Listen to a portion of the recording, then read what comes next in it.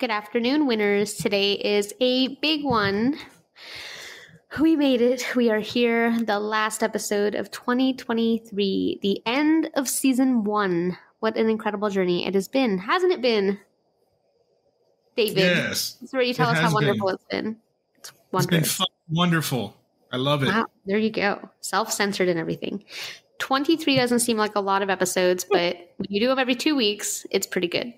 So we're sharing this most special of episodes with 2 truly badass guests. So I'd like everyone to give a very warm welcome to Drew and Z, hosts of Cryptid Warfare Podcast. Say hello. Yeah. Hey. Hi, I'm Jeff. My comments scanning. Hey, what's going on, guys? This is Drewski. The Z, baby. Yeah.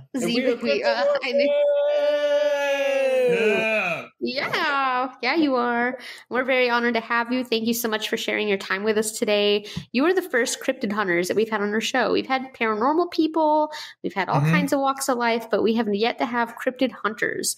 So I'm really excited, especially for you guys, to help us close out the season. So can you tell us a little bit about what it is you guys do? Okay, so basically, so of course you guys know me and Z do a podcast, and then we're also on Instagrams and stuff, but our main bread and butter is cryptid hunting. For all of y'all guys who don't know what that is, it's almost like paranormal investigations, but we go out and we investigate cryptids like Bigfoot, Dogman, Wendigo, Skinwalker, stuff like that. So it's basically where Zook and I started off at. We actually, it's basically where him and I started off at, and that's where we actually met each other, was on a hunt. So for old Biggins, old Bigfoot. No kidding. old Notorious B.I.G. Very fascinating. So how did you make that transition from cryptid hunting to podcasting? Well, it was actually kind of my idea, I guess, because I used to binge on podcasts like crazy, because whenever I was in law enforcement, we'd just be basically just doing like stakeouts and stuff like that. So just be chilling, just waiting on certain guys we had to extract or whatever. And then there's a lot of like downtime. So I would just binge on podcasts instead of Netflix, because I didn't want to focus my attention on a screen. I still needed to be vigilant. So I just had an earbud in and just listening to podcasts the whole time. And then when I moved here, that's when I met Zook, and I was still binging out on podcasts, and Zook and I hit it off like right off the bat. And I was like, you know what, dude, we can do this. We can just be ourselves, jack around, have fun, and just talk. Because him and I just talk constantly. Like Zook says, he's like diarrhea out the mouth. He don't shut up. I am. That blew away. Get him a wet one. I'm second that, number 2. Look at that, Dookie. Feel right at home. Yes. That's why I have a little left right here. It's got a bidet. Anyways, my tongue's a bidet. Anyway, we hit it off well, and I don't know. It was a lot like cryptids and just some experiences that we went through growing up. We realize there's not a lot of people out there who are open to share this stuff. And mainly because we really, really want to help build a community where people feel safe and comfortable sharing their experiences. And two, there are so many people who take this stuff to their grave. And some people, it would actually, just for some people, they feel so alone when they isolate themselves that puts them in a pretty dangerous spot. So we're hoping to be that voice, so to speak, out in the wilderness to kind of help make a difference and be a platform for them to share on. And that's kind of what's leading us. Well, God led us to do this, but it's just really, really cool 100%, opportunity that's opening up. It is the most beautiful and most well-composed explanation. I'm going to steal that for the future when I get asked that question. Not verbatim. But. You guys are both former military, correct? Negative. No, but I do have military friends, law enforcement buddies. Yeah. So you're like one, can you carry a gun and everything legally? It's like you're just like godfathered in. Yeah. Oh, yeah, Tennessee. Whew. Yeah, Tennessee, thank God, yeah. What's pretty cool is about the guys the guys that we got on our cryptid operating hunting team. A lot of guys are ex-military, ex-law enforcement, bounty hunters, stuff like that. So we all... And then me. And then Zook's our tech guy. So It's like second video. that's what he's there for. He's our tech guy. So we're actually pretty stupid. And Zook's the brains basically of the whole outfit when it comes to tech I stuff. like direct them. Yeah. He's But, like, man, we don't know what to do with this drone, Zook. What do you do? He's like, I'm just flipping around, shoving your butt, man. Yeah, it's all about the angles, guys. All about the angles. I have a question, guys. Yeah. We I just want to give a shout out real quick to JD City Hill, who made a video of when I was on your guys' show. I asked these guys why the fuck have we not caught Bigfoot yet, and their response was fucking awesome. So he made a video of that. He put it out there. So thank you for that, JD. But I wanted to ask you guys, what's the best evidence you have captured on these hunts? Do you have anything that's like that's your like cornerstone? This is what I have. We caught this, or we found this, or something very big. Blood, hair, and footprints. Well, I saw a couple of the footprints, and that was about it. Just blood, man. So these things. Blood? Wow. Yeah. So now you guys have a story that you shared with me before via voice note about your most harrowing experience while on a cryptid hunt. So would you care to recount that for our audience today? I'm trying to think which one. Was it the one that is it the one that we were getting hunted by those drug dealers? That is the one where you were being hunted, and that's all that you left for our answer to the question of the week. Okay, so the time we got hunted. So basically, this is back in like 2015. This is when 2014, 15, whatever. This is actually when I first transitioned from Colorado to Tennessee. Yeah. And then you're such a douche. Transition from a man to a woman. Hey, they call me Bigfoot. Yeah, so that's when I moved from. Say it again. Moved from Colorado to Tennessee. So, anyways, yeah. So we moved here, and me and Zook met each other on a sponsored cryptid hunt. That was really cool. Yeah, that was a lot of fun. Yeah. So, in a nutshell, how it all started was me and my wife. When me and my wife moved here, she was already going to this church. So, as soon as I got in here, I dove head first in and. I was just asking God, I was like, okay, what the heck you want me to do, man? I don't know. Only skills I got is just tactical skills, I guess. So what was cool is that the first Sunday I went there, the head of security, his name was Cameron. What up, Cam? Hey, man. He came to me and he's like, hey, your wife told me about you. I want you on the scary team. I'm like, all right, cool. So truth be told, he was actually a cryptid hunter as well, but he was like on the low about it. So him and I got to know each other really good. And then we were talking about the mountains and I was like, dude, like, call me crazy, but I used to hunt for Bigfoot in Colorado. And he's like, what? So that opened up that door and he's like, hey, I got a sponsored Bigfoot hunt I'm going on. You want to go?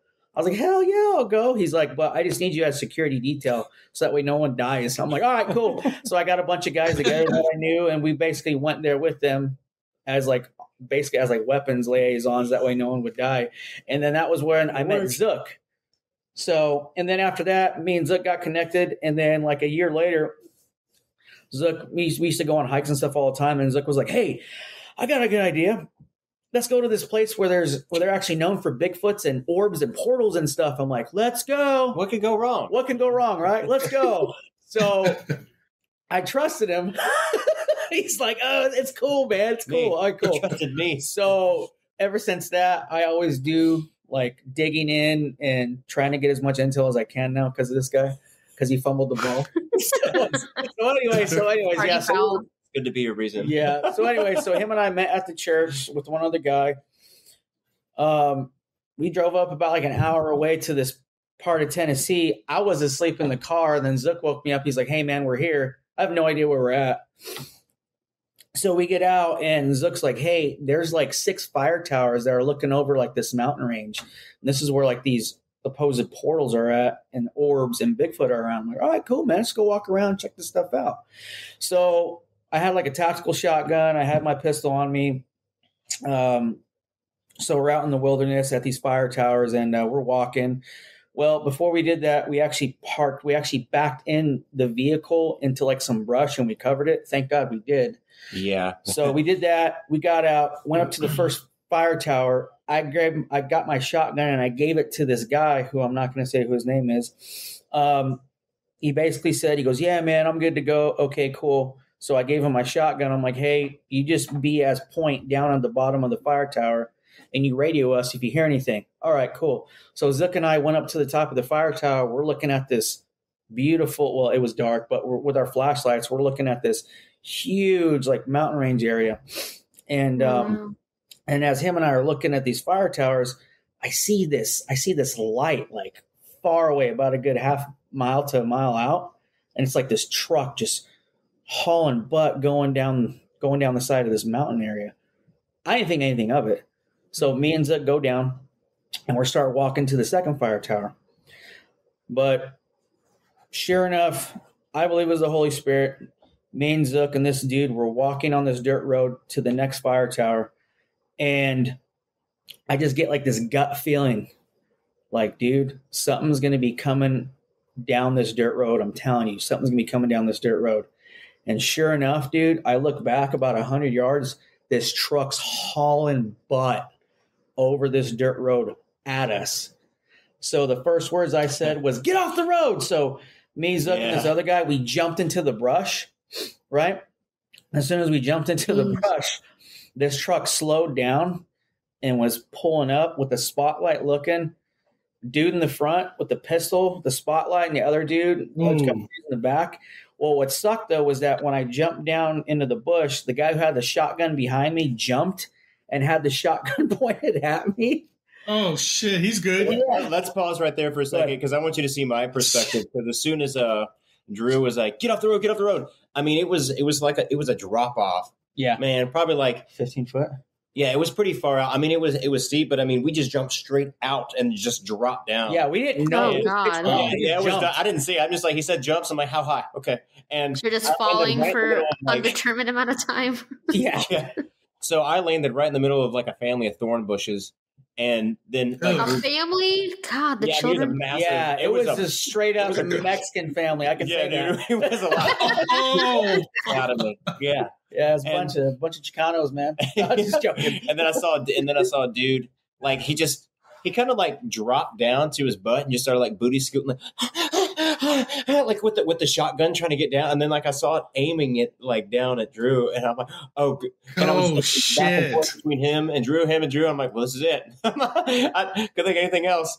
And I'm already getting harassed by that Mexican family of thorn bushes. But I like, then Drew, it was fun. I think you were like, just give me that. Yeah. So basically, as I jumped, I looked down. Zook's in a family of thorn bushes, and this guy's scooting with his butt down with the shotgun pointed at me. I literally flipped. I said, "Give me that!" I grabbed that shotgun, ripped it out of his hands, and go, "What are you doing?" And he's like, "I'm sorry." And then I seen that truck, so I was like, "Just give me that shotgun. You're done." So we seen these dudes. I'm like hid behind the tree. And then they can't see us. So as they're going, I got the shotgun pointed at them, just watching them. And they didn't see us. So then they take off hauling ass to the next tower, right? So I'm like, guys, I like that Zook. I was like, dude, what the freak? And he's like, I don't know, man. I don't know. I haven't been here. That before. I haven't been here in 3 years? It's been a while. Like I've been there several times before, but none of that ever happened before. Like, and we walked all around, me and my other buddies there. So I don't know. It was weird. So anyways, yeah, so as soon as they took off, I was like, look, screw the lights. We're just going to use the moon as our light. It's bright enough. So we're going to jump on the dirt road and we're just going to haul butt back to the car. So as we were going, I was like praying. I was like, Lord, please have them not found our car and slash the tires. That's the one thing I was worried about. That was trapped there. You know what I mean? So as we're running to the car, it's about a good mile away. We're running. And then sure enough, that vehicle comes hauling butt back. So I said, get off the road again.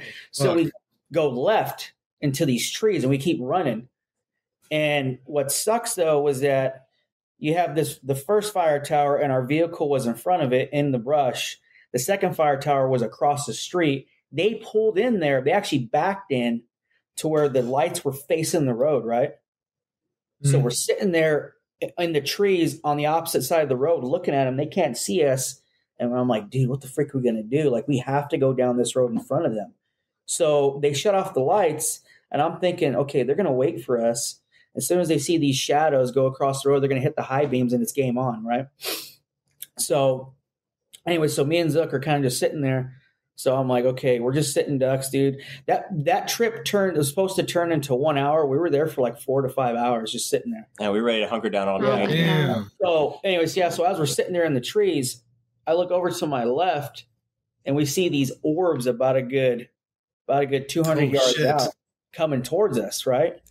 And I'm thinking, dude, those are flashlights. They dropped 2 guys off over there to flush us out. That's what I was thinking. I was just thinking like that. And Zook saw, I think those are orbs, dude.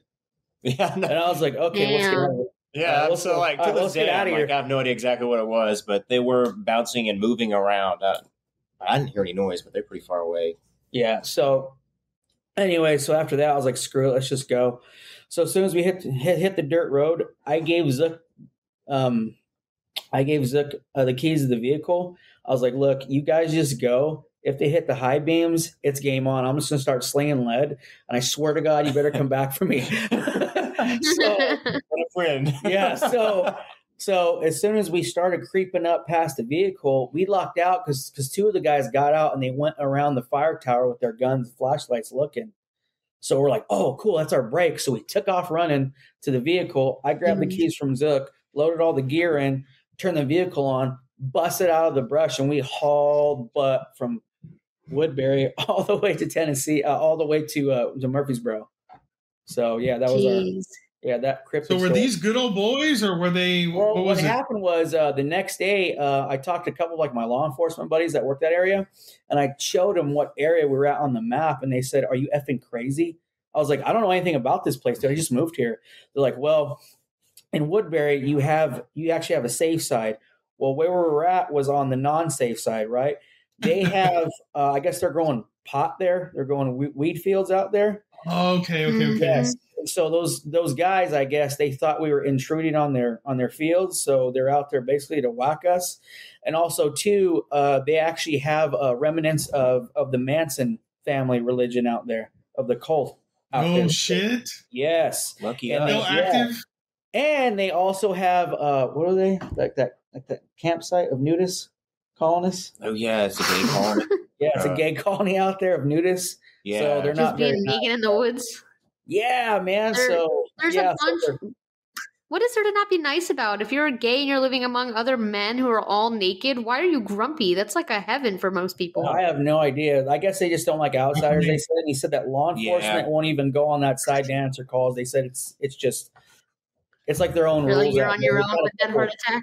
Yeah, they've had a couple cops that gotten shot at and killed, so they don't even go there no more. So they're like, "You're freaking stupid for going out there." I was like, "Well, I'm never doing that." Yeah, next week. I'm glad you guys are safe and that you got out of that. Yeah. Yeah, what an experience, though. Yeah, and then that was when I was like, "I'm touching you again." And that's why he mainly leads these expeditions now. See, life lessons are learned. See? Yeah, absolutely. Yeah, but that was a lot of fun. But on my behalf, I really didn't know. He didn't know. Like, I was ignorant to that area as well. I just thought it'd be fun. I'm like, oh, portals and Bigfoot. Let's go check it out. Yeah. No, it'd be enticing for sure. So I'm going to unleash a game on you guys. I don't think you may or may not have heard this before, actually. I'm not sure, but it's called Red Flag, Green Flag. So the purpose of this game is I have you each tell me one thing that a stranger would view as like a positive attribute or something really good about yourselves. And then one thing that is a red flag. And everyone knows what I mean by that. Let's see. Some people think I'm funny. Except for Tony Murphy. Sweet buttermilk Tony, man. And some people don't like my humor. I know that sounds like super lame. No, I wouldn't consider it lame. Yeah, that is super lame. You're gonna have to do better than that, Z. Come on, man. Right. Come on, buddy. I know you got something in you. Okay, so red flag for me is it's kind of a good thing, but it's also it's been a bad thing. I'm really trying to be conscientious about it. Is oh God, I guess being too blunt. I know there's a time and place for that, but yeah, it's also having a lot of empathy. That's something I'm really trying to work on. Yeah, I don't know what it is. I don't know if it's just kind of like a safety mechanism, but that's one thing I do, like during like hard times or death or whatever like that. I'm just, or just anything tragic bad happens. I guess it's just from prior, like working law enforcement and training and stuff. Like you got to just like bottle that stuff up, lock it down and, deal with it later, but later never comes. So it always bubbles up to the surface and I just snap. So that's something I'm trying to work on. And that's like a red flag for me. So just being open and honest on that. No, I love open and honesty. That's yeah. I can say about that too. Like, because for me, like, yeah, I moved around so much and as a form of adapting in all my new environments, from cities to country life to urban life and all this stuff. Like I just get into certain cliques and stuff like that. And I would kind of gain traits from other people, and I would be a jerk sometimes, or I would just be, I wouldn't really ever be nice. Like I would just be like rough around the edges. And then living that lifestyle growing up, and I don't know, I'm just a bit of I used to be a really, really big jerk, and I'm still working on empathy because I'm so quick to react. Because I'm always on edge, like. But yeah, that's something I definitely need to work on, is just my tone of voice, and then just empathy for sure. Yeah. Also too, I know with him, same thing with me. We're the type of dudes that if we just focus on something, we give it 110%. Oh yeah. Instead of like compartmentalizing things, you know what I mean? So, and that's one thing that kind of causes problems in my family a little bit, but, but that's one thing I am getting better at is like example, like we got this hunt coming up, in 2 weeks. So yeah, the 29th, I believe, right?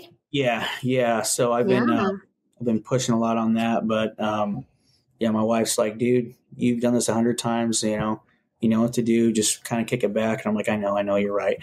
I usually try to over prepare, but I don't know. But yeah, like I said, it's just something I'm dealing with, and I kind of just get caught up in it and not realizing like, hey, time's flying by with other people, you know what I mean? Like your family and friends and stuff. So yeah. And also too, you have a beautiful family, by the way, Drew. I just wanted to say that because I saw those Thanksgiving pictures, man. Oh yeah. Beautiful family, dude. I appreciate it, brother. I really do, man. Hey, you do too, man. Thanks for that pic you sent. That was a good one, man. Thanks, man. Appreciate it. Family, man, for 100, sure. But yeah, other than that, that's what I got. What about you, Z? That's all I got. Anyways, yeah, and then you said like a green light? A green flag. Yep, something positive. Oh, I like that was bad. I like so many answers. Got myself transitioning. Oh god. Oh gosh. Let's see. You kind of funny.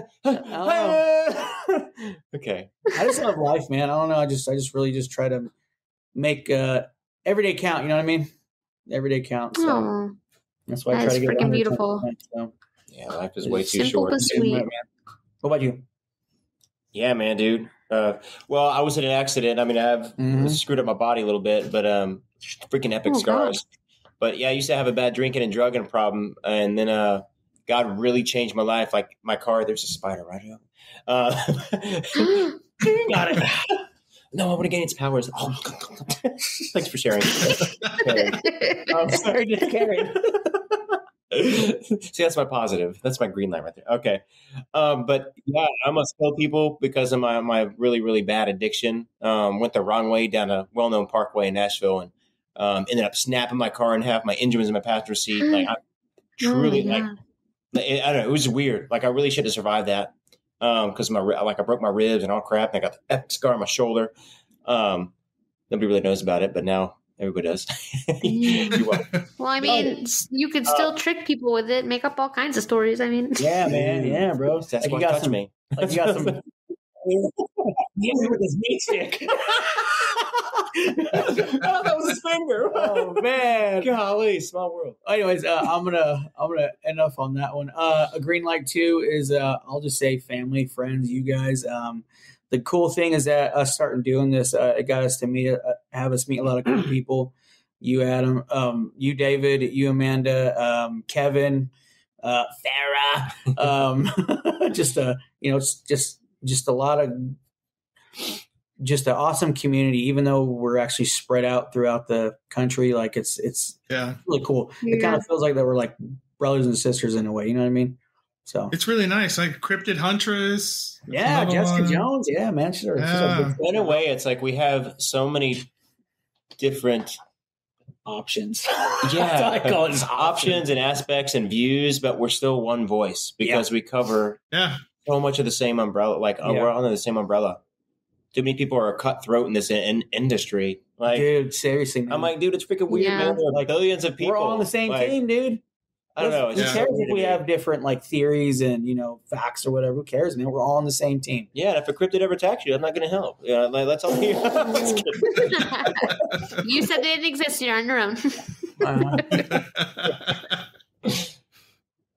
No, but those are really good flags, and I appreciate you guys are so like you dove deep for those and really pulled us some good ones. So that's you put to shame a lot of other people that have answered that question. Let me tell you.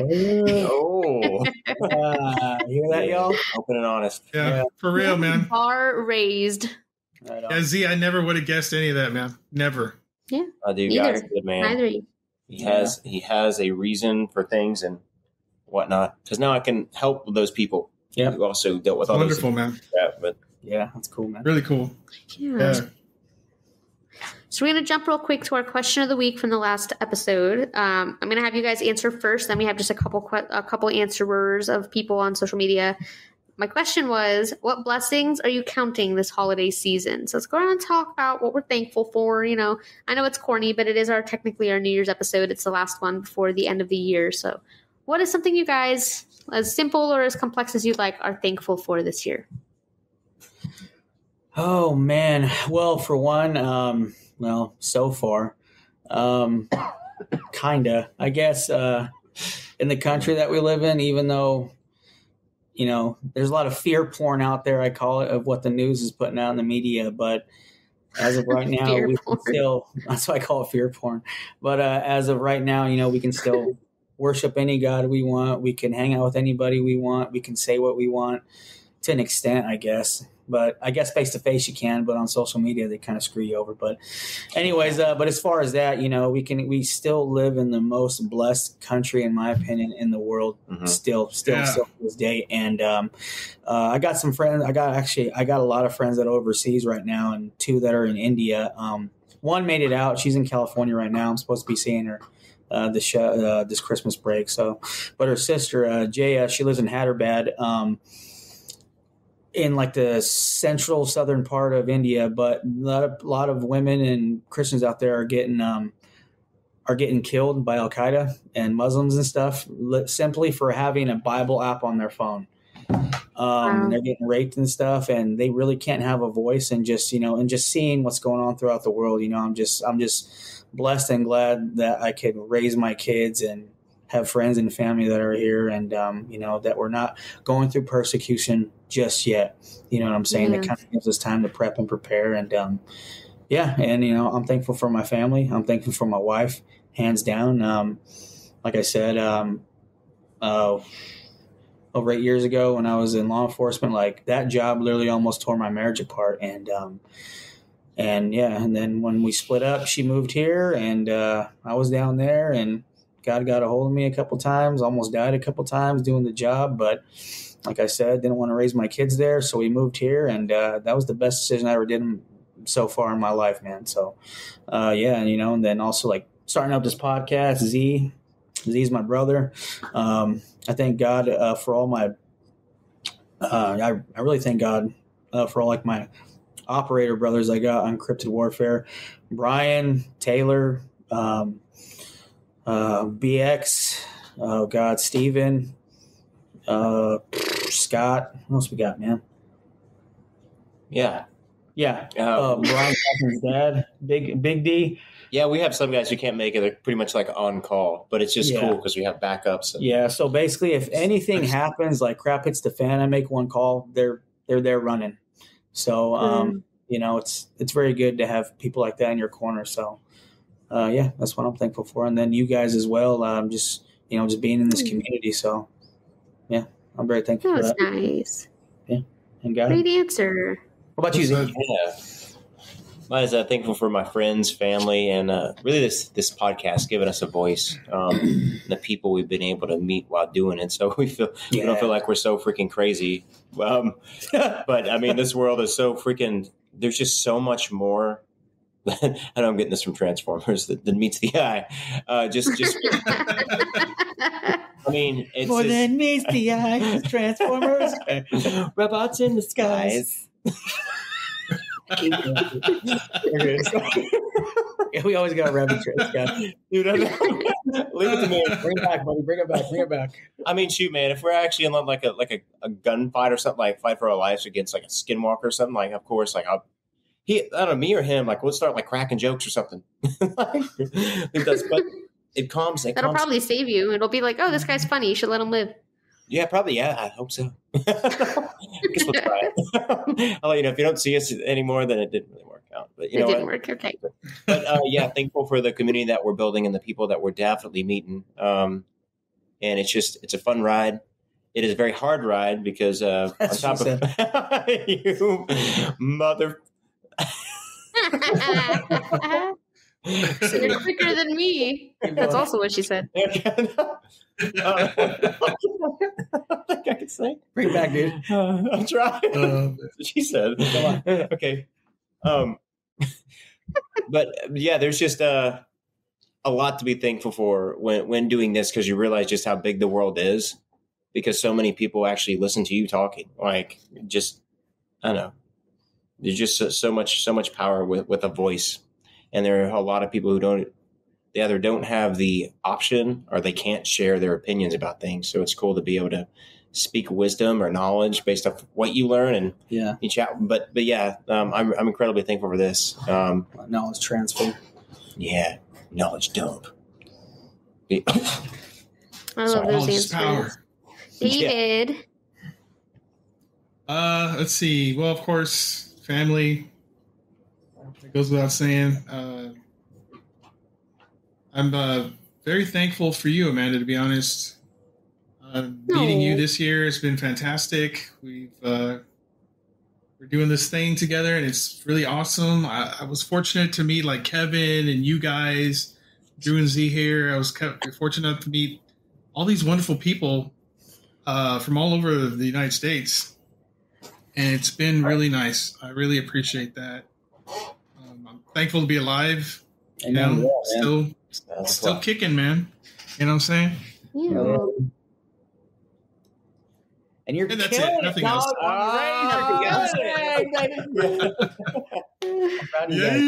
Whenever I see them numbers boost up, I'm like, they're getting it. Yeah. He's killing it, especially 50,000 cumulative now, or more than that? I can't remember. It's how many 71 or 72,000 at this point. God. But who's imagine if that many people were in one area at one time. You could sell out an arena with your followers. Wow. We're lucky. It's growing. We're very lucky. Perspective. Yeah, man. That's cool. Yeah. Amanda Bynes. Amanda? Amanda, please. I would definitely say I'm very grateful that my pets are still with me. Unfortunately, the past few years, I've lost one almost every year. But I have a 15-year-old dog and two 15-year-old cats that are still the epitome of health for the most part. I'm really grateful for that. I'm grateful that they've been in my life for so long. I'm grateful for especially meeting David and a couple of the other people that we found. I've really found like a tribe, a place that normally I have to work to hide myself in social settings because I'm not generally accepted. So it's really nice that I could just be myself and be dorky and weird and out there. And people vibe with it, and some people don't, but that's part of life. But I just love that there's people who I don't have to fake around, and I can just be me. So that's probably what I'm most appreciative for. Oh, yeah. 10-4 on that one. Yeah, we all made it. Now let's all have a collective cry. No, I'm just kidding. Virtual tears for everybody. I know. We are going to throw some real quick recaps out there just because it's our end of year. So we've been going since, I don't remember the date, early February. I think the 6th. I'm probably wrong, but somewhere in early February. David, you joined in April or May, I want to say. It was somewhere May or June, somewhere around there. Yeah. Somewhere around then, David jumped on board. We have, since creating One Nothing, we are in 39 countries, 807 cities infiltrated. We are getting ready to break the cusp of 5,800 downloads according to Buzzsprout. Apple has different numbers, but I just go by Buzzsprout's numbers. But the people that we've met are just incredible. We have a couple cities that stand out as our highest listener counts, and that's New York, LA, Chicago, and Secaucus, New Jersey. So if any of you guys listening are from one of those cities, give us a shout on social media, and I'm going to send you a free sticker. Or you can email us at onethatpodcast@gmail.com. Stickers now. Get them now. And now get down. They're cute stickers. They're our little time machine, which I didn't even get to. I should show you guys our time machine, considering you'll be getting into it here pretty soon. How do I get that one? Okay, there's our little time machine. Oh, that's cool. So you're going to be in there when we're talking. Yeah. Excellent. So this is the sticker. See, they'd love to have one. There it is. We'll have to get your Addy so I can send you one. But that's what you guys are missing out on. So yeah, give us a shout. Now, looking back on 2023, what is the hardest battle that you've gone through? Aside from the entire year of events. Well, for me, it started late in the year, like December of last year this time. My wife was in the hospital. There were so many pregnancy complications. The doctor came in and was just, saying the worst case scenario, like your baby's more likely not going to make it. But I got an early confirmation from God and already told like my in-laws and my family, like the baby's going to be fine. Like it literally came from nowhere. Because like my gift of the Spirit is definitely prophecy, but I don't know. It was just weird because we were on like a high. We had like a 10-year anniversary. We went out west, and then on the way back, I think a couple weeks later, we found out she was pregnant. And I'm like, oh, cool. Who's dad? No, I'm just kidding. No, so I'm like, this is really cool. So then about like a month later, it was like a random vision that I ended up getting, and it was just of a lot of pregnancy. Like it was a lot of issues, and I knew it was regarding our daughter. Like I knew I was going to have a daughter. I just knew I was, but I knew she was going to be fine. But God was just saying, just sit tight. Everything's going to be okay. I'm like, what does that even mean? And then that's shortly after my wife started like showing having a lot of complications. And yeah, I mean, and then she ended up being born February 5th. Not my wife, my daughter. But it was like over 2 months we were in the hospital. See, okay, I obviously use so much humor, but like literally my humor has not just like helped me get by like hard times in life, but it's literally saved my life. Because like back when the people I used to hang out with, like I've had guns pointed at me and crap, but like I de-escalated it with humor, man. I'm telling you, it saved my life. But my daughter was born 2 months early as well, and oh my gosh, man, she's like 2.2 pounds. I mean, I can hold her just with both my hands like this. Yeah. And now she's like a cute little beluga. Like, man, she is really blown up. Cutie, but she is a cute kid, man.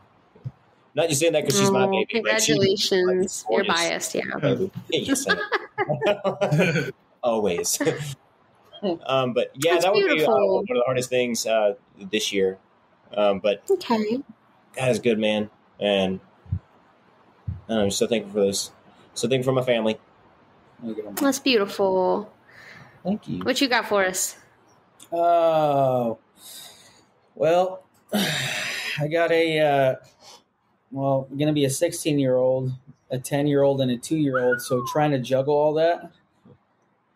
And then my wife, my artwork, podcasts, cryptid hunts, other things like that's kind of the struggle is trying to compartmentalize time with my kids. You know what I mean? Yeah. So try not to starve them. You know what I'm saying? So be there for, the good or bad on it. And, so I'm sure David, with having a teenage daughter, oh boy, it's just, man. Oh, Ray, yeah, I don't get it. Yeah, you will. I know. So, also too, I guess the whole like dating aspect, because I wouldn't say dating, she's more like courting. It's really hard for me as a protective dad, I guess, to kind of start to kind of give her like a little bit off the leash, is what you can say, I guess, because I'm very, very protective of her, and of course all my other kids. But the hardest part is just it's awesome seeing her grow up, but it's also the hardest is seeing her grow up too. So knowing that I'm trying to teach her everything I can. If it sticks, that's another question. But, just trying to do the best I can with what I got, and knowing that she's going to make mistakes and she's going to make hurtful mistakes. But that's a part of the process. You know what I'm saying? Part of life. Yeah. Yeah. And, so that's kind of been the hardest part for me is just, I still look at her as like my baby girl, but she's getting older, man. So, yeah. You guys have some really beautiful answers. Way to let's kill the mood now, David. What you got? No, I'm just kidding. I'm just joking.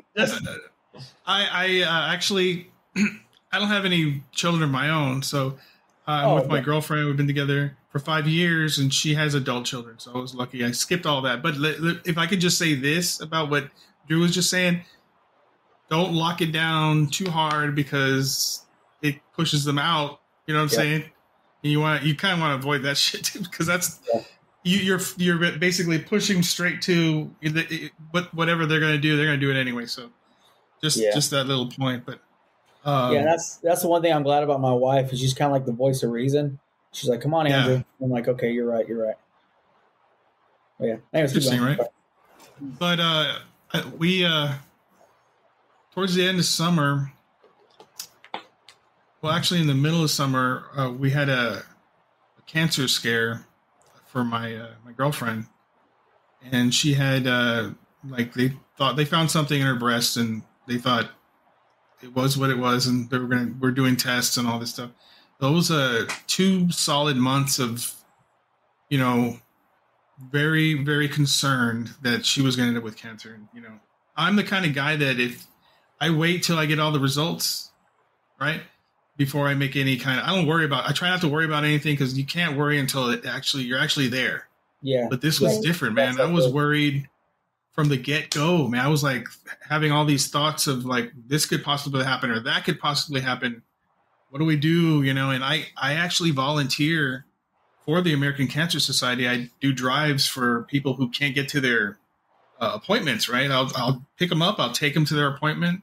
I'll pick them up again, take them back home because they don't have a ride. You know what I'm saying? Yeah. And I remember thinking, man, I do this and then this happens. What the hell? This is not supposed to work like this, Yeah. But that's what life is all about. It's going to be this. It's going to be that. Well, it turned out she didn't have it. So praise God, man. That's good. Yeah, man. I remember the day. It was a Friday. I had just finished doing a job. I was getting back in my truck when she called and told me. The first person I told was Amanda. And I was emotional. I'll be honest, man. It was like a gift, It was just a gift to know that she was going to be okay. Yeah. And that was the first time we actually, that same day, Amanda, is when we hit number 5 on, what was it, top 10 animal podcasts or animal attacks. It was the same day, man. It was like the best day ever. It's a good day, man. But that and was then rough. You dominated NBC on top charts soon after. Yeah, I remember that vividly. What a year. It's been great. It's been a very, very lucky year. I feel really lucky. So that scared me for a solid 2 months. I was in a zone where I was like not really, I was trying to be myself and not let it affect me, but it was affecting the shit out of me. Yeah. Please. Yeah, I don't blame you. Those are beautiful, beautiful recoveries, and I'm glad that you're all out of that or taking active steps to be out of it at any rate. So nice and retrospective. So we're going to move on to some episode-related questions now, a little bit of a teaser of what is soon to come. So my first question for you, how comfortable are you on boats, and how far at sea do you have to be before you get nervous? Oh, us. Any question she asks is on us. Oh, man, I'm cool with how Who do you think she's talking to, man? I'm just talking to David. Hey, David!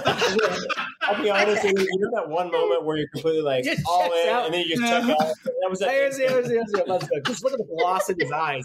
He's like, he's gone. He's gone. Like a freaking what do you call it? Not a nightlight, a lighthouse. No, I'm fine. Like I'm a really good swimmer. I don't really mind going out in the water. Now, if the freaking Kraken, which that thing is very real. Mermaids, Krakens. Yeah, mermaids, sirens, whatever. I don't know. It's very interesting, man. Like, I'm sure you guys know about, I know, a little tangent, but underwater lakes. Go for it, man. Have you seen the underwater lakes? Like, I've heard of them. Yeah, the guy who discovered it. And then they killed him. They killed him? Yeah, like he was actually trying to go through. I mean, it looked like, the water was denser. I know it was on for National Geographic, but. Yeah, he was. It's like a higher salinity level or something, so it like collects and gathers. In the ocean, and then the sub bounced off because they saw this lake in the ocean, and he went to go through it, and it just bounced off. It couldn't penetrate. So I mean, what other kind of? That's a really good hidey hole for a sort of a creature if it wanted to. Yeah, let's not go in there because I just watched the Meg, and I'm not trying to see that become a reality. So, you see how when it opened that part of the, I guess the firmament, like the sulfur layer or whatever, got through. Yeah. Yeah, because they had an explosion and the heat caused it to cause a doorway. That's right. And then I was like, when they killed the first shark, spoiler for anyone who hasn't seen Meg, when they killed the first shark, I knew that wasn't it because I looked at the time and we were only like 44 minutes into the movie. I was like, there ain't no way this is the end. Perfect. And then boom. See, they set shit up so you can call it. I like to be surprised. Yep. Anyway. Never heard of this lake thing. Lake below. That'd be fun. First time I've ever heard about this. Lake below lakes. Yeah, I'll find it. I'll find it, David. I'll send it to you, man. Sweet. Maybe I'll post it tomorrow. Yeah. Oh, God. I love the ocean, but I hate it. I'm more of a mountain guy. That's where me and my wife argue a lot. Because I'm going to go to diarrhea out the mouth here. So every year, we always flip-flop, right? So whenever I'm on vacation, we go to the ocean with the family for about a week. And then next year, we try to go to the mountains, right? So I love the ocean. It's beautiful, but I hate it at the same time because that's not where I feel natural at. I feel natural in the mountains and the woods and stuff, and I have a fighting chance. Yeah. I don't like anything that's going to come up from underneath me and get me and pull me down. I hate it. Screw it. But I don't mind being on a boat, but I don't like to think about how far out I am. But other than that, I only go about as far as my neck, and that's it. I stay back. So that's me. Top 5 ways I don't want to die is being pulled under. Absolutely. It's definitely one of them. You get that one creepy hand, like. That's what they told me. Yeah, we all float down here. It don't matter if it's creepy or if it's a good-looking hand. If it pulls you under, I don't give a fuck. It's exactly. You can't do that shit. Yeah, that's not natural. Don't do that shit. Don't play with me. That's me, Kevin. I grew up in Corpus Christi, Texas, so I was used to we were like 8 miles from the beach. I think 2 years before I left, I lived. Anything for Salinas. I lived on Padre Island. Okay. 2 years before I left, so I'm real comfortable on boats. No matter where we go, I feel comfortable. I'm not the strongest swimmer, but I can survive. So it's not a big deal. It's cool, man. Okay. Very cool. I'm also comfortable on boats. I went whale watching one time with my dog, and we went, I forget how many miles, 9 or 10 miles out into the northern Atlantic Ocean. So there was couldn't see anything but ocean all around you. You don't see land. And that was my favorite. I loved it. I couldn't wait when we were leaving to get to where I could look around and not see land. So that was really fun. I don't really get nervous out at sea. I live in Florida, obviously, so I spend a good amount of time somewhat near the ocean, and I do swim in the ocean. I'm not really, sometimes I get worried about it because I let my brain kind of ask the what could be in here kind of questions, but for the most part, I'm pretty comfortable with it. Nice. Do you guys swim in the ocean when you're in the ocean? I know you said you get about chest deep. Yeah, if I have to, I do, but other than that, I try to stay as close as I can. On the shore. Okay. Hey guys, we're going to take a break real quick and listen to a few words from the hosts of Let's Talk About Podcast, Billy and Liam. They're some newer friends of ours. We've been hitting it off lately. Ladies, you are welcome on behalf of me. Welcome to Let's Talk About, the ultimate destination for meaningful conversations. Hello guys, we're your hosts, Liam and Billy. We're here to bring you jaw-dropping moments, laughter, and maybe a few tears. Tune in every Sunday and prepare for conversations that have no limits. From pop culture to ghosts and aliens, true crime, and much more. Here we have no boundaries, and we want you all to be involved. We're here to entertain, inform, and most importantly, connect with you. So hit that subscribe button. And join us on this captivating journey. You will find us on all major podcast platforms. So once again, subscribe to Let's Talk About.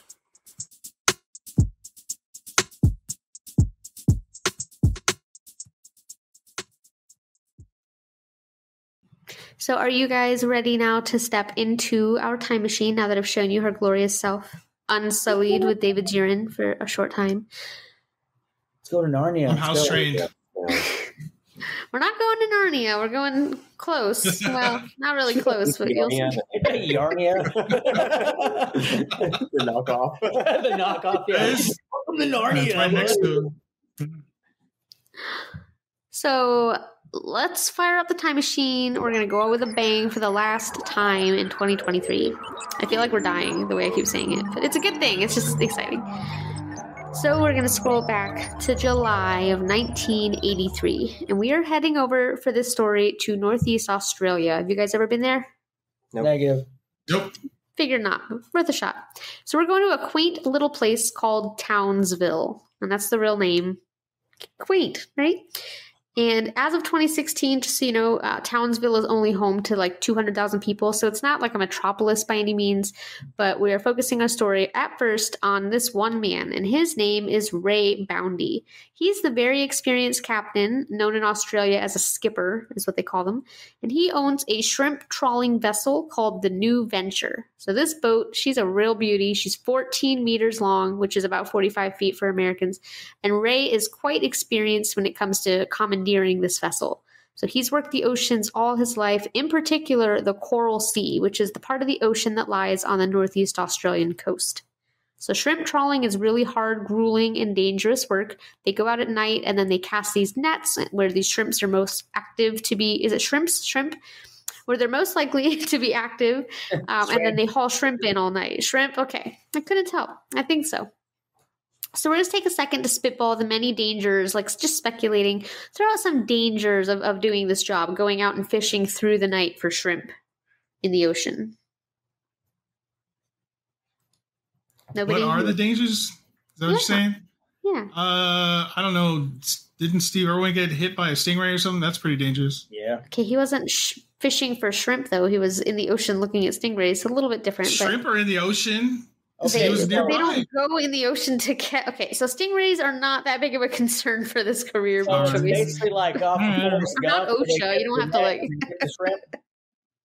Yeah, they cast these nets out. They haul these huge quantities of shrimp on board. Now, mind you, at night, and they're far off the coast usually, so the seas can get rocky. So they're balancing that with having to do this manual labor, and then they're also trying to drive the boat. So it sounds like a dangerous job. You ever see like fresh catch and stuff like that? Yeah, too heavy. Sirens? How about those? Those are pretty dangerous. Okay, well. Clownfish. What? Clownfish? Clownfish? Okay, I asked the wrong group of people this question clearly. The bikini bottle? There's a lot of dangers.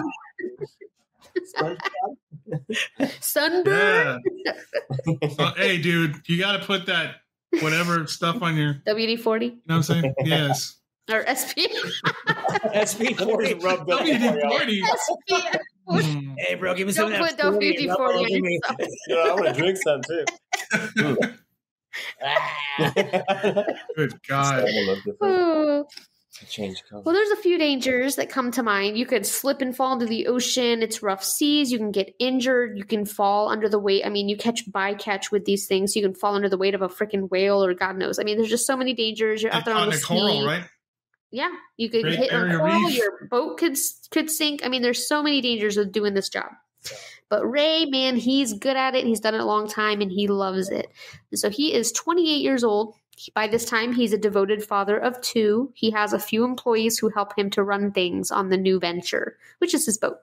He has a second captain and a deckhand. His name is Dennis Patrick Murphy, whom goes by the name of Smurf. He's 24. And he has a girlfriend whose name is Linda Ann Horton. Well, she goes by Lindy, so we're going to call, like most people in Australia for some reason do, so we're going to call her Lindy. And she's 21, and she's also the cook for this crew. So they'll go out for days at a time trawling for shrimp, and she'll cook for him. He'll serve as the deckhand and co-captain, and that's kind of how they manage their little 3-person crew. So Smurf, right? Smurf is the deckhand? Yep. All right. There's no quiz in this one. This isn't a Patreon episode. I'm just asking. I like his name. Yeah. So because this story and many of our stories that we tell, a lot of times they come down to simple, dumb luck and chance. So I want the story to kind of hit home a little bit, and I want to take you through with a very intrusive glimpse into the story. So there are 3 characters I've introduced, and there are 3 of you. So I don't care who wants to be who, but we have each of you pick who you're going to represent for the story, just so we can kind of see who makes it at the end, kind of deal. I'll be it's Smurf. all the chance. You're going to be Smurf? Okay. Yeah. So David is Smurf. Which one is Lindy, the woman, and which one is her boyfriend? I'm the boyfriend. Oh! He was fast, dude. He was fast. Yeah. Give me the song.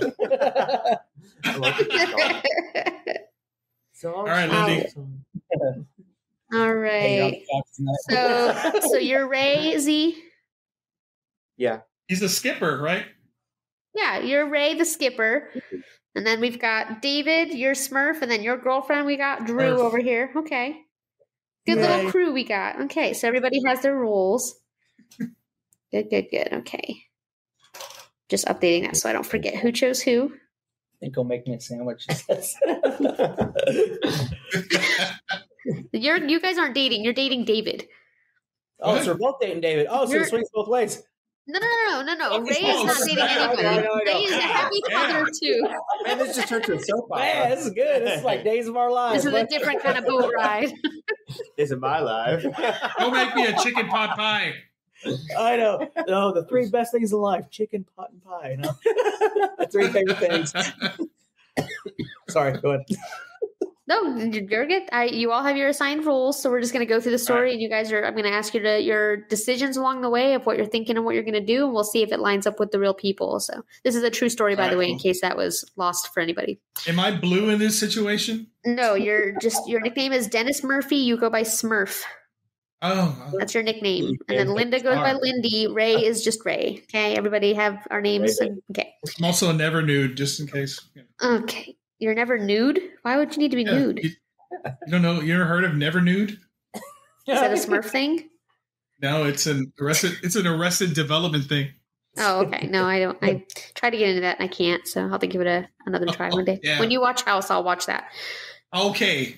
I watch House.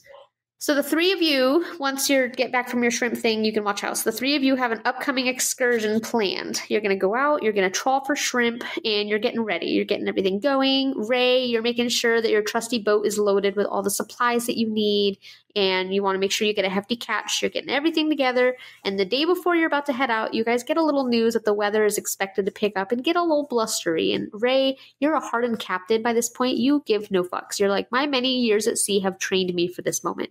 You're not worried. Lindy, you're a little concerned. You see this as a bad omen, and you're like, I really don't want to do this, and you kind of complain to your parents a little bit, but they try to encourage you to stay. They're like, you don't have to go, just sit this one out. It's going to be windy, just stay home, be safe in your bed. But you have some tough resolve, and you decide to tough it out. You're like, nope, I signed up for this job. I'm going to do the job.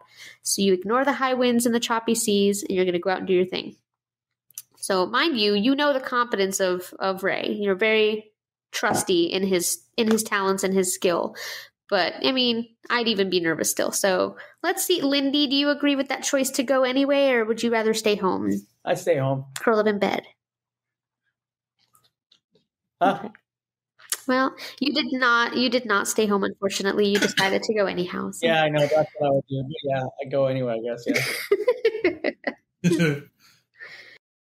So July 22nd, the new venture sets out with an apprehensive but eager Lindy on board, along with her boyfriend, Dennis, a.k.a. Smurf, a.k.a. David. And then our captain, Ray, aka Z. So they set their sights on an area that has been successful for large catches of shrimp in the past. The weather is creating some pretty good sized swells, but nothing that Ray can't handle. You know, he's a pro, but it's unnerving for sure. So you guys are doing pretty good. You've got a couple days under you. You're pulling in this, making some good catches on these shrimp. We're going to skip a couple days now to Sunday, so July 25th. It is now your third night at sea. So about 90 kilometers off the coast now, which is about 55 or so, 60 miles. And we've thrown our nets out. The sun's going down. And we're just trying to work through this ongoing wind and extreme rain. It's kind of picking up a little bit. And it's really just giving you guys hell. I mean, the wind is whipping, the rain, the waves are getting bigger and bigger. He's doing his best, Ray, but the waves are more powerful than he can really. I mean, he can't compensate for the mechanical structure of his boats, can only do so much. And 2 waves hit in succession that are enormous, and they knock the new venture over, and she begins rapidly taking on water. So Smurf, Yep, you're lucky, David. You're already on the deck. And so easy enough, you just jump off the boat. You just jump right into the sea. But see you, Lindy. Ray and Lindy, they're in the wheelhouse, and they're stuck in there. But you do get out. It's a little bit of a challenge because you're being thrown all over, but you do manage to make it outside despite the terrible rain and wind and huge swells. So the boat is now flipped over. All the shrimp boxes, the gear, everything's dumped into the ocean. You're now just bobbing in the ocean in the middle of the night in a storm next to your overturned vessel. And now only the hull is exposed. Talk to me. What are you doing? What's your plan? It's the middle of the night. You're in a storm. What's happening? I don't know, I'm going to lay back, get a brewski. Relax. I look for something to kind of grab onto it. First of all, I would tell David to take the L out of lover, and what's that spell? Over, because he didn't come and try to save me. That's the first thing I do as I'm floating. David, it's over. And then I go, if the ship's still there, floating, maybe. No, it's flipped over, but is it still floating, kind of? It's still floating. Okay, cool. I would actually go over there and just chill out, basically get some rest. Try to hold on to something. That's what I would do. But I don't know much about boats and sinking and stuff, so. Okay, so you're just trying to float in something. Okay. Are you guys wanting to stay with the boat? I mean, like, amongst yourselves, are you wanting to stay with the boat? Or are you going to swim somewhere? I mean, you're 60 miles away from land. Yeah. Well, stay with the boat. Stay with the boat. Stay with the boat, but if I had a compass, I'd be like, it's that way. It's the best option. You can't swim 60 miles, man. Yeah. Yeah, I would get on that boat like old girl did on Titanic and tell David, I'll never let go. David. Drop them into the ocean. So let's see if you guys are right with your decision making. Let's see if your characters went the course. So the 3 of them climb up onto the hull of the boat, and they're sitting there waiting for morning. The waves probably knocked them off more than once, but they do manage to cling to the overturned vessel throughout the night until the sun kind of began to rise. A little bit of light came through. So the water is 23 degrees Celsius or 73 degrees Fahrenheit. So they're not at risk for really hypothermia, but it's not comfortable by any means. It's, 73 degree water is pretty chilly, especially with the wind and rain. But Ray knows kind of where they are because he saw when the boat capsized, he was in the wheelhouse. So he knew their coordinates. He knows they're only day, maybe 2 swim from some corals that sit out of the water a little bit. So he's like, we could always go there and wait and be out of the water. But, they're what else is there to do? They're just floating in the ocean next to a boat that is taking on water. It's going to sink at some point. So they find the only scraps that they have, which are floating around them, which include a surfboard, a life ring, some styrofoam shrimp boxes, and a couple other miscellaneous items. They tie it together and fashion a raft, or at least some kind of makeshift raft, so that they can take some physical, exertion off of them. They can float and kick, and they share some inspiring words of courage, and then they depart into the open ocean in search of that coral or that land.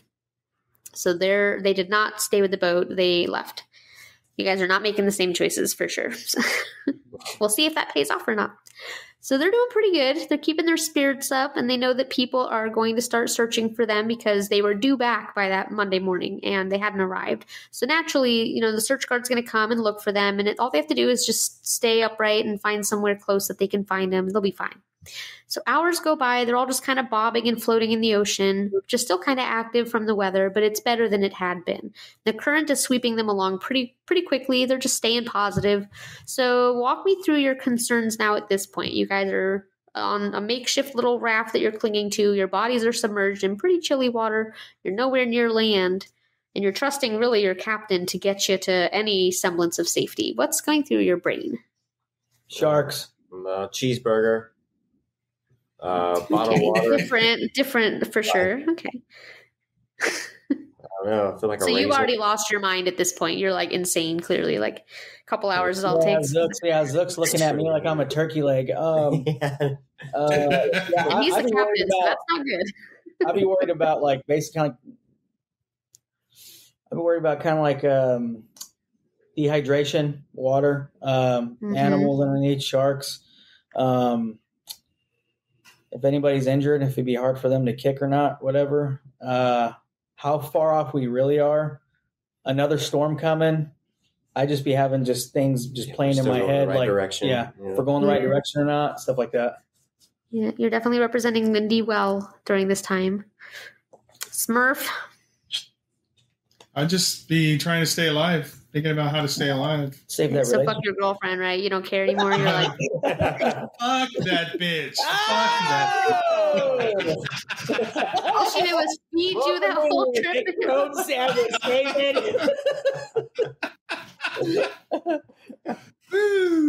Well, Nothing Podcast does not represent the views of David.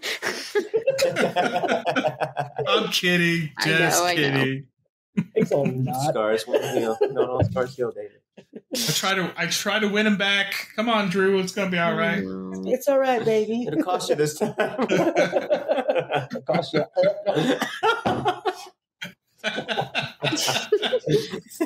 Oh man. So you're bobbing in the ocean. Ray, you're clinging to a surfboard. Smurf and Linda, you're hanging on to a few components of your like little Podoc raft thing that you got. And a noticeable distance away, probably a few dozen feet, they see the sight, the one that has rattled every ocean visitor since the dawn of times. A single lone gray fin pops up and slices through the water. The fin belongs to a 15-foot tiger shark, and it's hungry and likely investigating all of the noise and splashing that came with their boat capsizing, and then probably them treading water. So we're going to pause for a second because I don't know if you know, but anytime we have an animal attack, we have to hear some biology. We have to get an idea of what kind of animal we're dealing with in this story. Sharks are like some of the coolest animals on the planet. I couldn't find a note. I want to mention whether this was a sand tiger shark or just a tiger shark, because both do exist in that area. They are vastly different species, but the majority of resources just said tiger shark. So I'm forming my biology on that. Just a disclaimer, sand tiger sharks are different. So let's talk about sharks, tiger sharks specifically, or Galocierdo cuvier if you're fancy, which is like their Latin thing or whatever. They are one of nature's most perfect designs. Do you guys know how to identify a tiger shark? By the stripes. By the stripes, Yeah, maybe the snout. In our little group chat here that I've started with us, I'm just going to drop for anyone who hasn't seen what they look like, a photo of a medium adult tiger shark. So exactly what you said. They have like a gray body. They've got darker gray like lateral bars or stripes that go down the sides of them, and usually a white or a pale underbelly. Very kind That's a medium? Yeah, they get bigger than that. That's probably not a full-grown adult. Oh, wow. So these little stripes are really prominent when they're young, and they fade as they age, which is why I'm believing that this one's like a juvenile of some kind, because they're very prominent. Could be wrong, but just based on that. They are one of the largest sharks with a maximum recorded size of 18 feet long. They are truly the garbage compactors of the sea. They will eat anything and everything that they can fit in their mouths, including fish, turtles, birds, aquatic animals, terrestrial animals, free-floating garbage like license plates, and occasionally humans.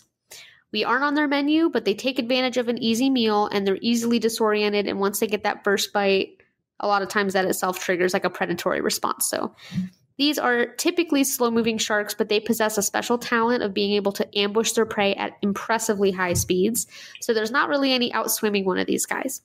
And they like warm and coastal water, so they love Australia. And yeah, that's right, they love Florida. But they're happy really anywhere. They've been found many more places, but mainly coastal regions. They're not a deep water shark. They don't go out in the deep. They tend to stick closer to the coast than a couple other species of shark.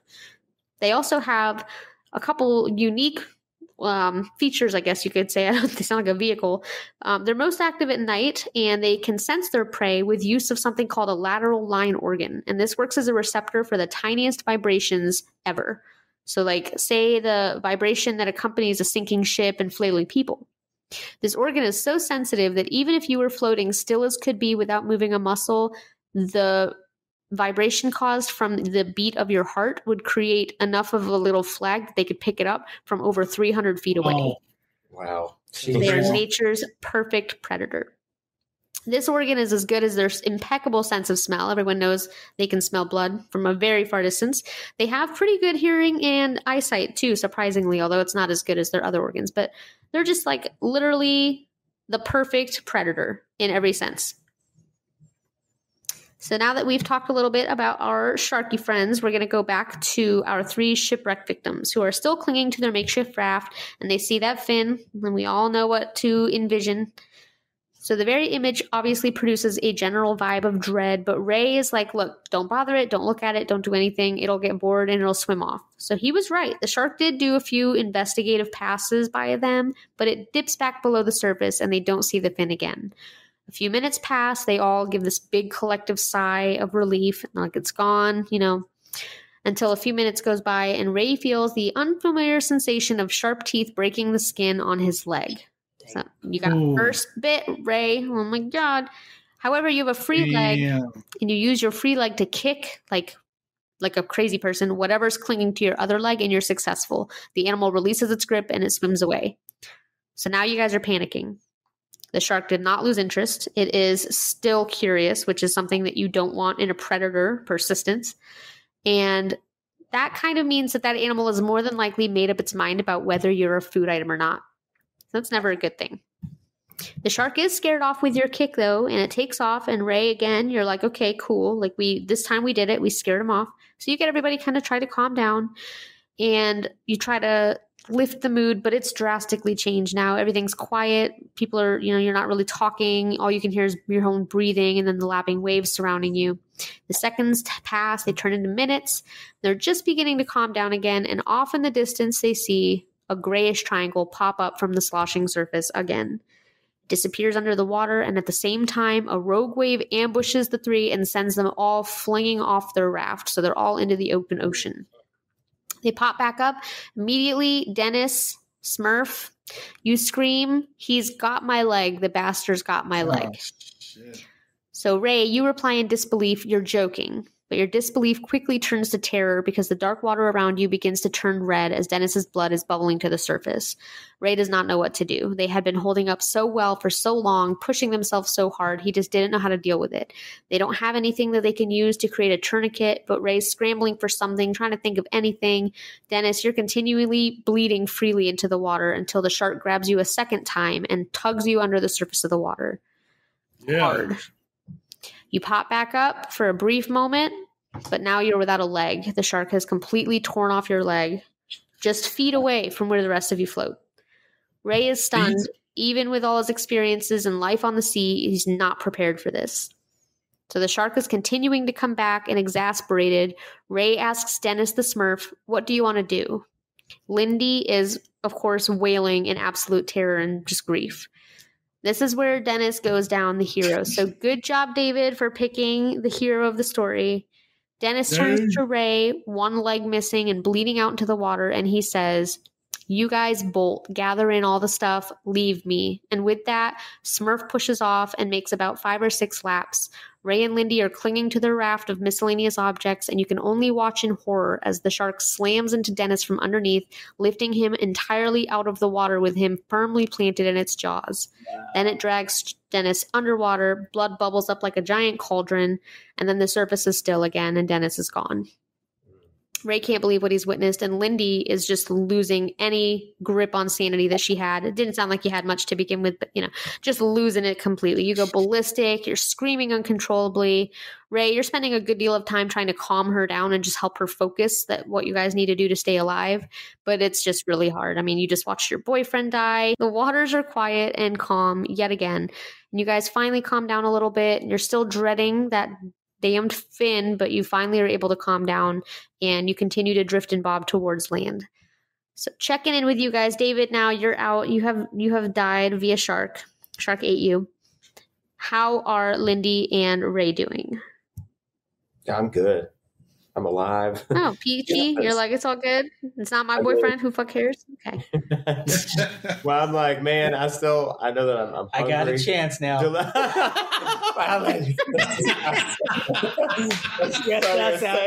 got a chance. Okay.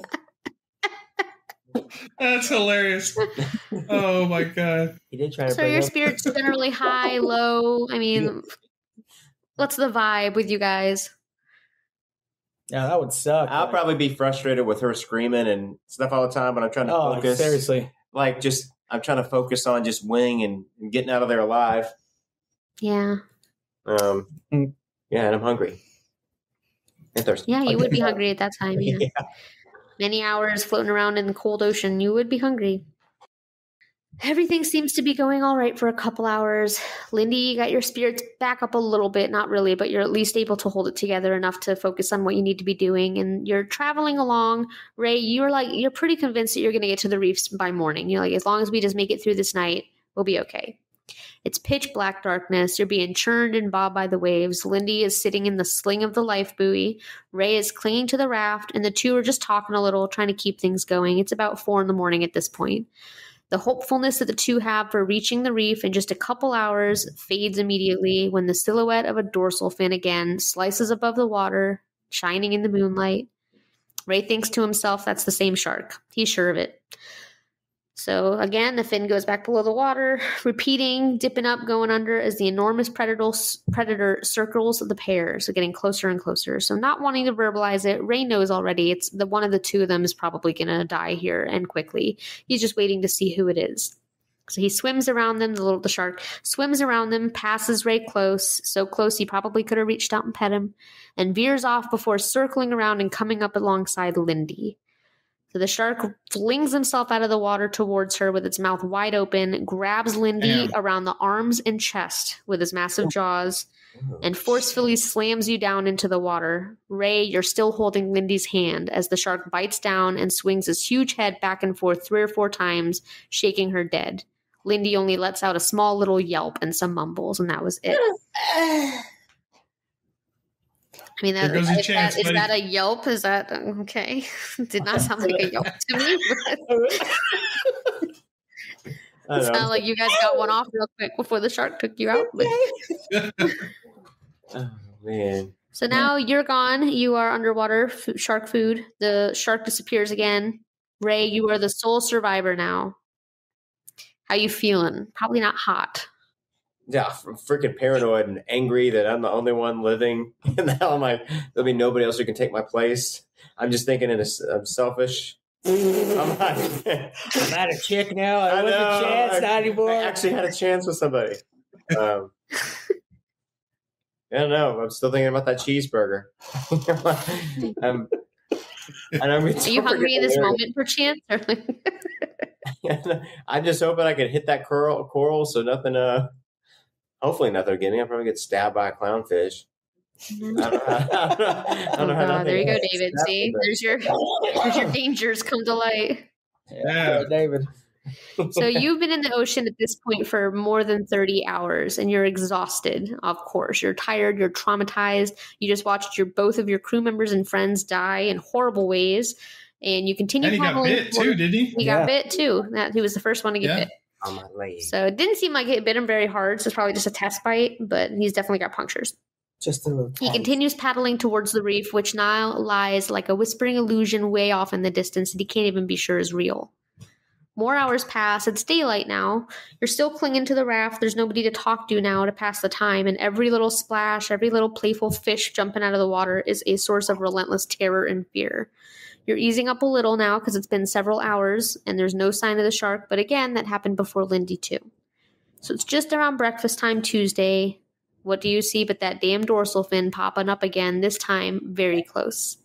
He's terrified, but at this point, you're so exhausted that you can't even show it. You almost don't even care anymore. You're hungry, you're thirsty, you're angry, you're hurting inside and out. You've been simmering in salt water for 2 days now. But you see the reef far ahead and you start paddling for it methodically because you don't want to attract the shark. Silly as that may be since it's like following you. But somehow the shark gets to you, tries to attack you. You manage to squirm free and shake him off. And then you're just as fast as you can now stroking towards that coral. You see it sticking out of the water. You're just considering it as your safe spot and you're just going. And the shark is right behind you, gaining speed on you. Right at the last minute as the shark's about to make its move, a big wave sweeps you up and carries you onto the reef. And then you pull yourself up, slicing up your arms and your belly and your legs all at the same time. Because, you know, coral shark shit. Yeah. But you're out of the water and you're out of the menacing animal's grasp. So good job for getting out of the water. You finally made it. You're alone. But you did. You made it. Good choice. Aren't you glad that he chose to be the girlfriend? See? I didn't choose nothing. After 36 harrowing hours in the sea with blistered and raw skin and lips, bleached hair, dehydration, and hunger, Ray is transported to the hospital, finally picked up by like a helicopter crew that sees you from overhead. There are some reports that said that the helicopter actually saw him as the shark was tailing him, but I wasn't able to corroborate that, so I didn't include it, but just interesting. But you had made it to Lodestone Reef, which is about 45 miles northeast of Townsville, and you sit there. You wait for rescue. They finally show up at about 10:40 in the morning. It's a member of the Royal Australian Air Force team that sees you. And they winch you up on a helicopter, take you to the hospital, and you recovered. You were very sad to report everything that happened, and you told the full tale of what had happened.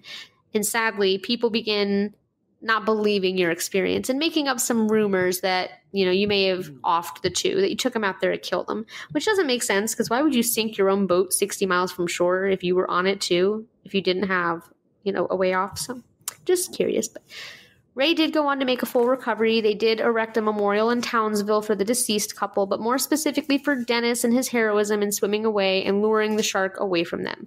So he's really honored. Like, there's a really honorable move he did, and he has his own little, it's a statue for both, but it's mostly for him.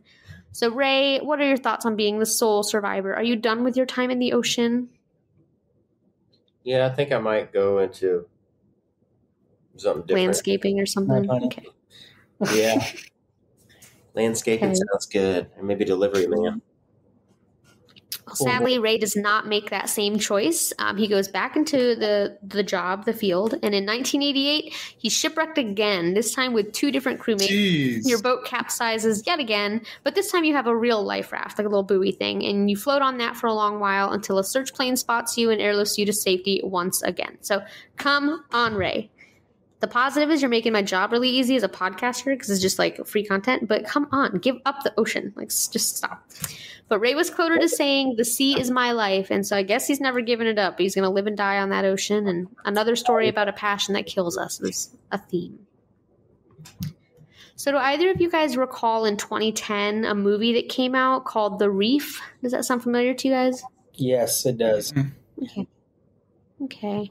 I hadn't watched it because it's not on Netflix, but if it ever pops up, I'll watch it. But it's a movie based very loosely on this event. So they threw in some more people, and there's different ways people die, but it's pretty well, it's based off of that. So I looked it up, and poor Ray, he's still really affected by this. And so someone asked if he was ever going to see the movie, and he was like, definitely not. It's going to bring up so much shit. You know, I'm not going through that.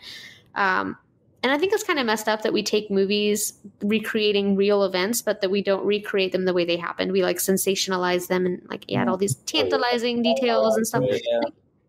Yeah, I just like, if you're gonna, I don't have a thing against recreating it in a movie, but I feel like it should be accurate because you can honor the victims better that way, in my opinion. So, but anyway, that is the tragic story of Linda Horton and Dennis Murphy and how they died from a tiger shark attack in the Coral Sea. So I'm going to send you over some pictures of them, and popping them in the group chat here, so keep your eyes out. I'm going to send you a picture of the 3 of them. I couldn't find an old photo of Ray. I only found like him nowadays clinging to photos of Dennis.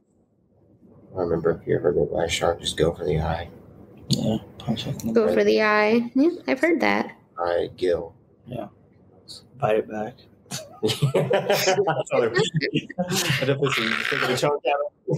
Chunk's like, no thank you. Well, that direction thing that you told me about with sharks, will that work with a tiger shark? Yeah, it does.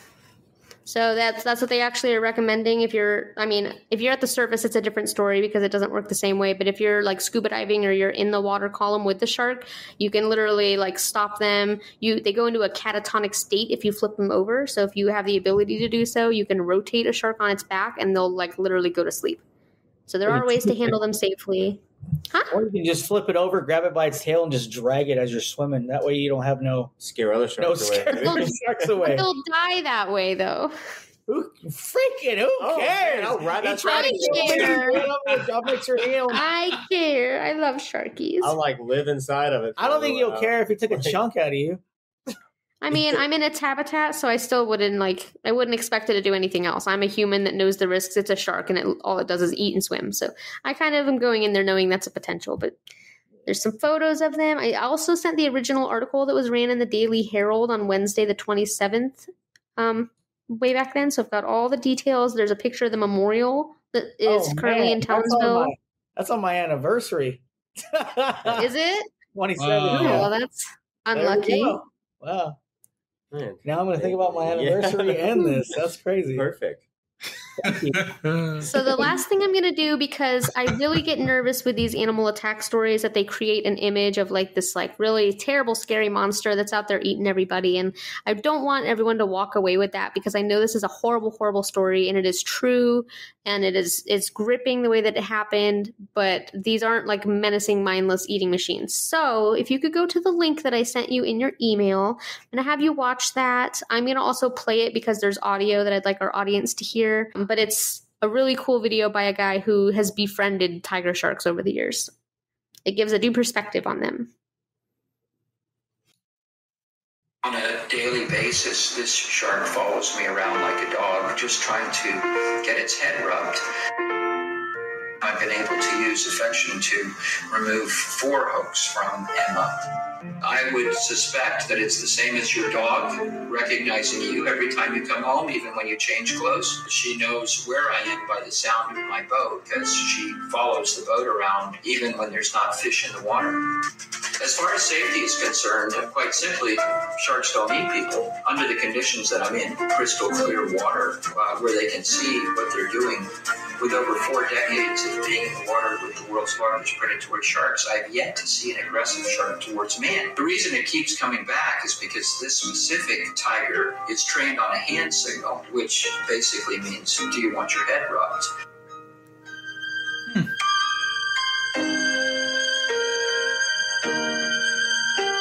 What apex predator on the planet can you actually make friends with? It really puts the shark in a completely new light. This is not a vicious man-eater, and these creatures that most of the world believes to be a mindless man-eating monster is actually a beautiful sentient creature that thrives on love and affection. I got this crazy idea. I wonder if I could actually make friends with this shark enough to get the shark close enough so that I could pull the hook while it's getting its head rubbed. And I tried this in a short amount of time. This shark I named Captain Ron was thriving on the affection. Within a couple of hours, I had the hook out. One of the best things that's happened to me is this discovery of the affectionate side of sharks.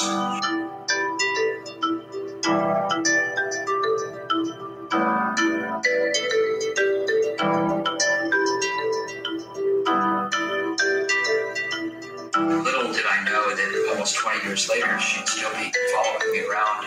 She's quite simply a gentle giant. She's very playful and loving. It's quite remarkable to see this enormous wild animal actually seeking out affection.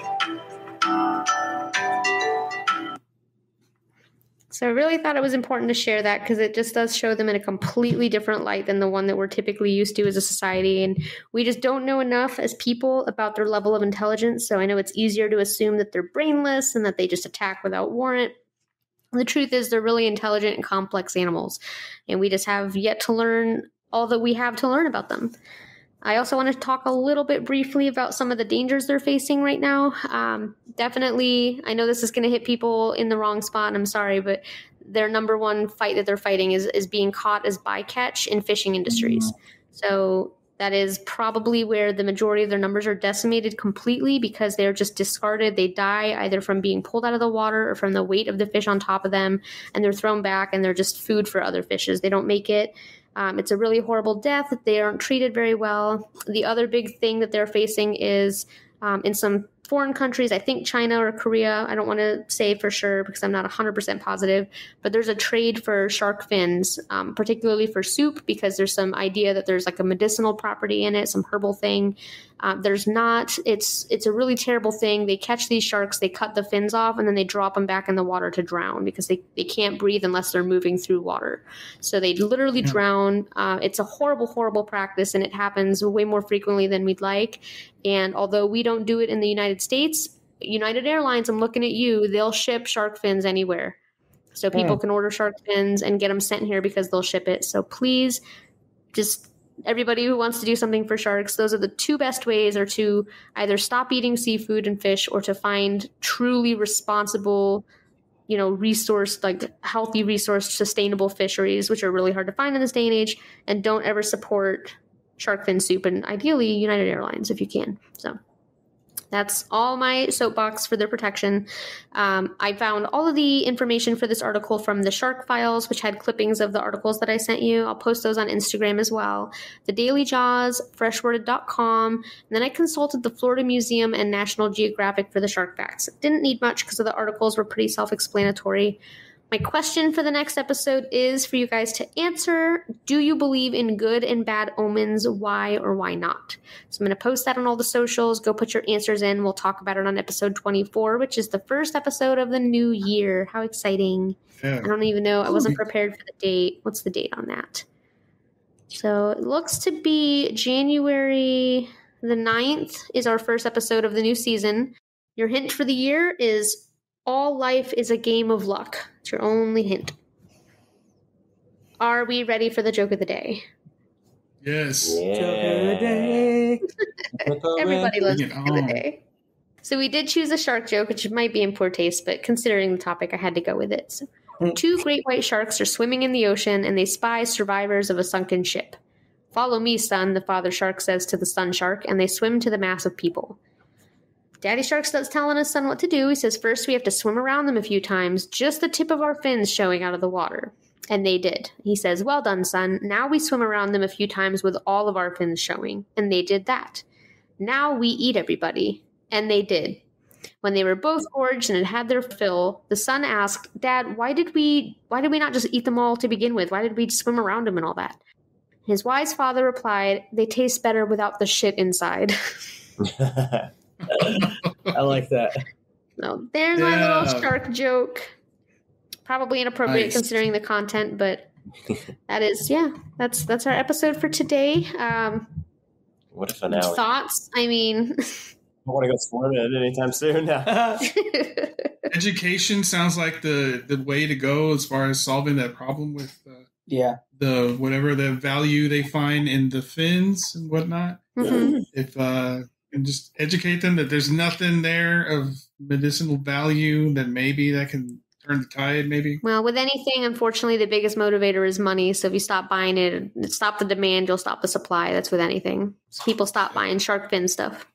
It's not really like people in these countries that are doing it, though. It is a lot of these countries that are believing in some medicinal property. I don't think it's such a thing really in the States. It might not even be legal here. But we definitely help with the shipping and the moving of it, so... Yeah, United Airlines. Yeah. I think that's the airline you get beat up and they drag you out. Yeah. If I'm mistaken. There's been a couple of videos of some guy just getting pow, and then they just drag him. He's like flailing behind. That was me. Yeah. That was me.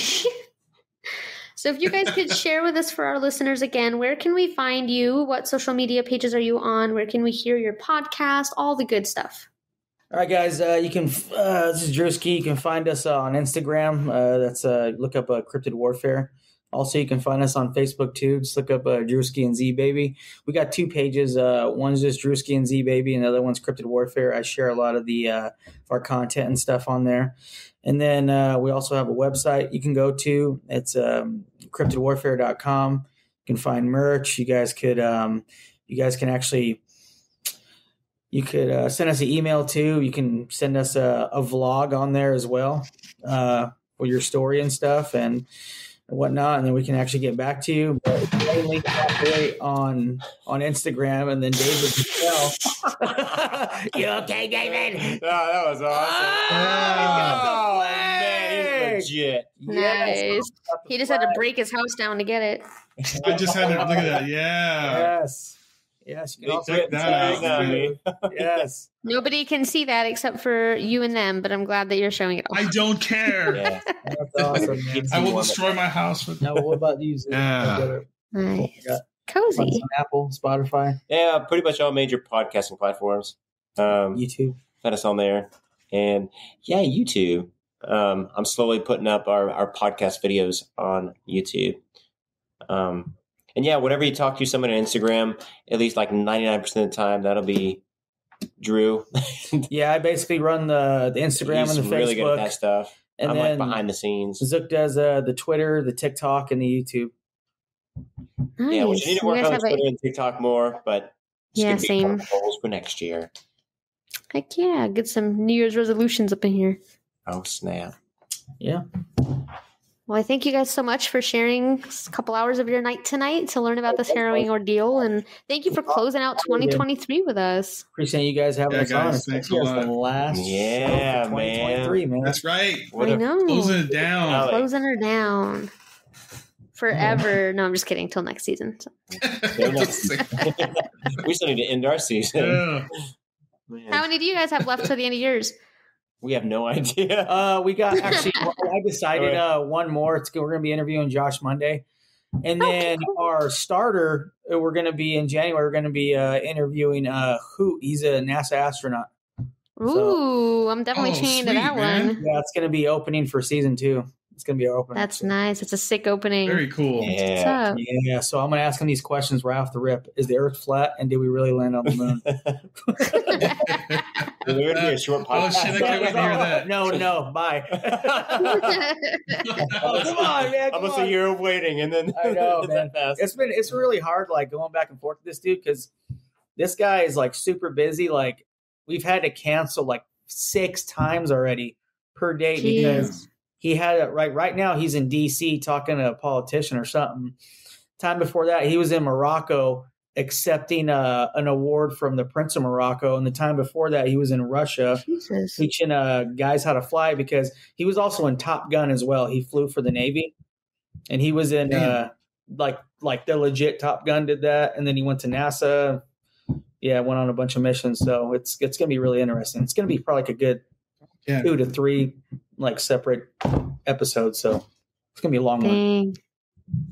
Nice. You guys have some good works ahead of you. I'm excited for that. Snap. It's gonna be good.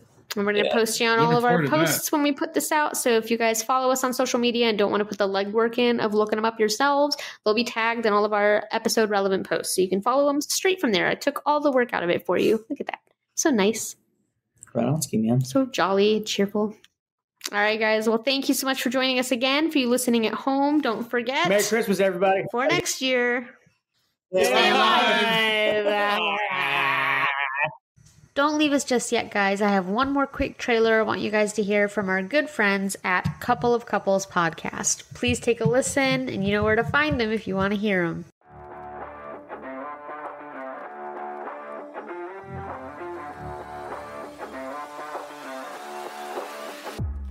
Welcome to a world of love, friendship, laughter, and everything in between.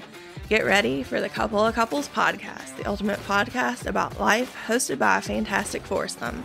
We've got not one, but 2 couples ready to discuss a wide variety of topics, interests, and current events. Join us as we take you on an often hilarious and rarely heartfelt journey through the ups and downs of life. Regardless of your walk of life, there's something for everyone on this podcast. Meet Daryl, Drips, Johnny, and Drops. Hi, I'm Daryl. I'm a professional nerd, avid gamer, and the self-proclaimed podfather. I'm Drips, also known as D-Rips, and also not the most articulate. I'm Drops, listening to find out if I am being held against my will. And I'm Johnny. I'm willing to do and try most things, and I'm willing to say, well, anything. Each episode, these four fabulous friends will tackle topics like forming friendships, weird science, Delta gummies, origin stories, ear-biting lorikeets, juicy man booties, conspiracies, aliens, ghosts, pop culture, TV, music, and more. And the best part? That was only the first 9 episodes. Let us take you on a journey through the highs and lows of what it means to be alive with witty banter, non-expert advice, and hilarious stories that'll have you in stitches. If you're looking for the next great podcast, then grab your phone, tablet, or laptop and subscribe to the Couple of Couples podcast on your favorite platform today. It's free, and it's the best way to make sure you never miss an episode.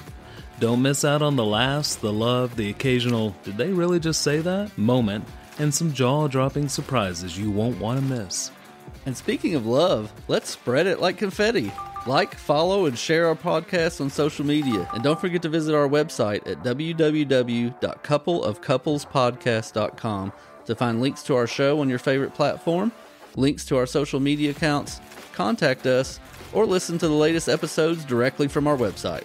Join us on this roller coaster ride as we dip, dive, twist, and turn through everything that the universe throws our way. And don't forget to check out our merchandise store, which can be accessed through our website at www.coupleofcouplespodcast.com, featuring custom designs based on our sound bites from your favorite episodes.